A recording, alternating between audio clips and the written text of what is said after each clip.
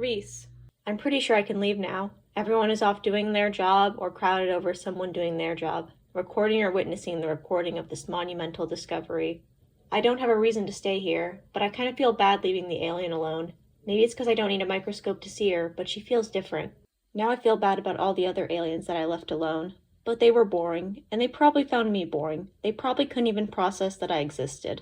This alien probably finds me boring as well. She won't care if you leave, Reese. She doesn't care about you.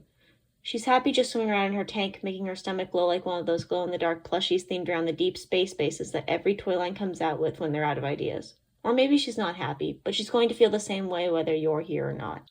Maybe after this discovery, they'll change Outlier's plushie from a bear to a seal. The word hello glows on her stomach. Cologne.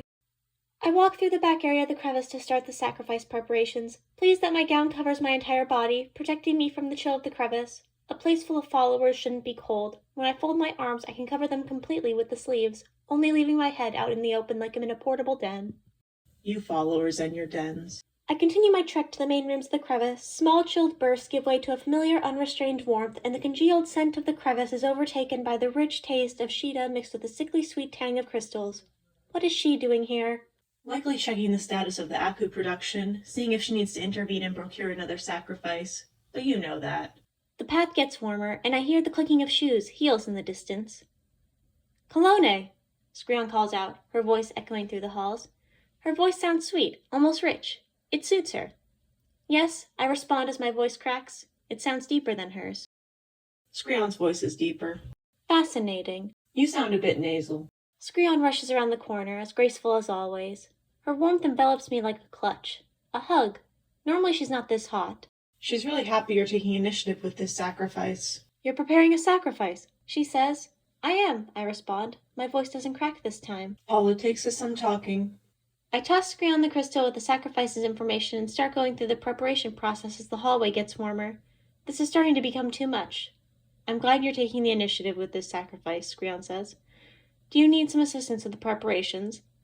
Please, I have to secure the connection. Skrion's temperature drops a bit. Please focus on that. Skrion almost begs as she starts working on the necessary sensory preparations.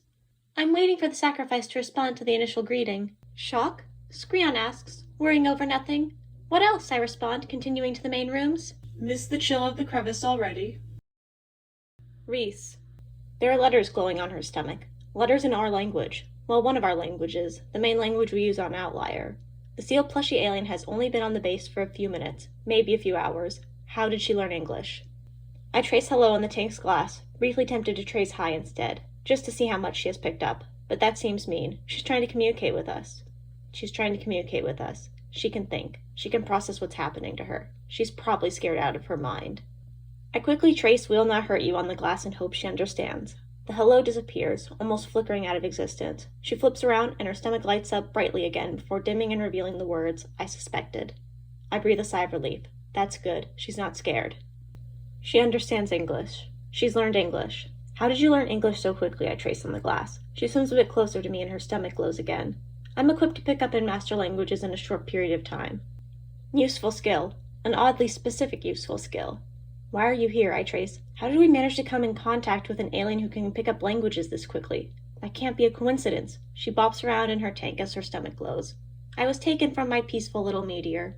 That's right, we brought her here against her will. The letters begin to flicker. Sorry about that, I quickly trace. Are you hurt? Are you dying? Is it our fault? Are we killing you? She turns upside down. Is she dead? What do I do? What can I do? She glows and flips right side up, showing me her stomach again. The flickering is my species equivalent to laughing. She was laughing. She wasn't dying. She's okay. She was probably just laughing at her own joke. Or laughing at my stupid question. I should figure out her name. As I start tracing what's your name on the tank, there's a flash of pink on her stomach. Please tell me the pink glow doesn't mean you're sick. I trace instead. Her entire stomach glows pink and fades to reveal, why is she convinced you're sick?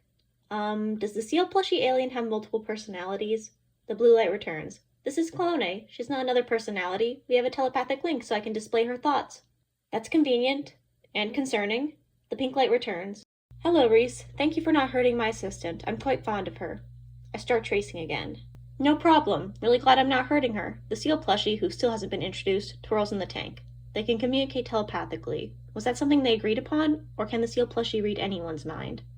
You can communicate telepathically, I trace, pausing. How can I phrase this? Is that how you picked up the language so quickly? The sealed plushy alien responds. Of course not. I can't just read anyone's mind.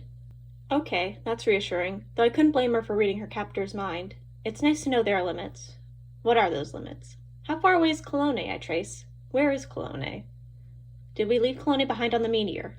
The pink glow returns. Of course not. They would have noticed me. The meteor was quite barren. I'm back on our home planet. That's good. I'm glad we didn't leave her stranded in space.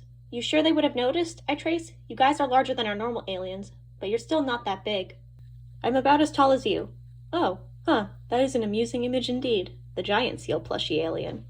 The small seal plushie's stomach glows pink again. We're two different species. I'm a creature you would describe as humanoid. The one in the tank is a blubbard. They assist us with our diplomatic endeavors. They're two different species. They're two different sentient species. They're two different sentient species peacefully coexisting. Okay, sure, why not? I haven't had a dream this fun in ages. I've only had dreams with one sentient alien before. Considering how long I've been on this base, it's about time I upgraded to 2 sentient aliens. If you don't mind me asking, what kind of diplomatic endeavors were you doing on a meteor? An empty meteor. Well, there were other organisms there, but nothing that could talk. I don't think the bacteria aliens would make the best allies, but what would I know? I lived with the people who wanted to get away from humanity so much they flung themselves off the planet. The blue light returns. Meteors and other space rocks are my preferred method of transportation. Okay, that makes sense. It doesn't, but okay. Why were you traveling then? I ask. The pink light returns. I need help with something. I'll help. I trace. The blubbered stomach glows blue and pink. Thank you. I'm going to help them. Cologne. That was fast. Now we just need to get her to Pagos. What story are we going with for this one? A favor for a dying elder. An easy story for an easy sacrifice.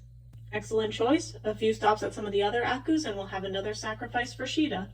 And I'll have some time for my crystal experiments. Free from scrounge snagging, free to make some progress. She's tracing again. Tell me what she says. I have preparations to make. I didn't catch the blubbert's name. She's a kind creature. You proclaim that as if it's a rare trait. I'm an old being, and I said the same thing about her. How should I translate that old woman's name? You did say that about her, but you still don't mention that often, and you seem as close to surprised as you ever get when you do. Reese.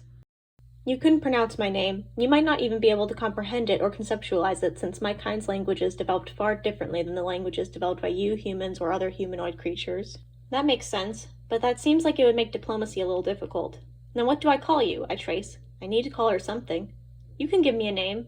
Okay, that's one way to solve the problem. What should I call her? She seems friendly, bit of a dark sense of humor, but she's in a bit of a dark predicament. She likes bopping around and twirling because it probably gets pretty boring being trapped in a cage. She's the same colors as the blueberry-flavored ice cream packets, cerulean body with thick royal blue fur on the back with some pinkish-purple spots. I dub thee Blueberry. The blue light flickers. Are we laughing with me or laughing at me? Reese, is the alien doing anything interesting? Mom asked sweetly. Like she used to when I was younger, and I would pretend I was talking to the bacteria aliens. They didn't notice us talking. I've been communicating with her, I say, turning to Mom and the others. Mom looks equally confused and concerned by that. I haven't pretended I was talking to the aliens since I was 6. That's 11 years ago. Talking to an alien, that's just insane. The disbelief is understandable. But we've never met an alien we couldn't see without a microscope. Suddenly, Mom's eyes widen. I turn back to the tank and Blueberry's stomach is glowing blue. Hello, I'm Blueberry. Reese. It takes about 9 hours for everyone to decide they need a break. Now they're all sleeping or pretending to sleep while they continue their work in their rooms. Except me. I feel like I'm sneaking around. That's because you are sneaking around. I said or traced that I would help. I'm going to help. Why didn't Blueberry and Clone ask the others for help? She clearly didn't want anyone else to know they needed help, but why? They just want my help? But why? Clone didn't introduce herself either. Why? Why? I'm in front of the tank, facing Blueberry. That was fast. She's just floating in the tank. Is she sleeping? I trace, what can I do to help? If she's sleeping, I don't want to wake her up. She flips over and exposes her stomach. I guess she's awake, which isn't all that weird. I know I wouldn't be able to sleep if I was captured by aliens. Her stomach glows pink. My Aku's elder, our leader, will pass on soon. I'm sorry, I trace. Thank you for your condolences. She was, and for the time being is, a great leader. An inspiration on Sheeta. After all she's done for our home, we want to do something for her. Our planet has been aware of other intelligent life forms for a while now, since our leader was young. It was always her dream to form a connection with life forms from other planets. We want to help her achieve it before she passes on.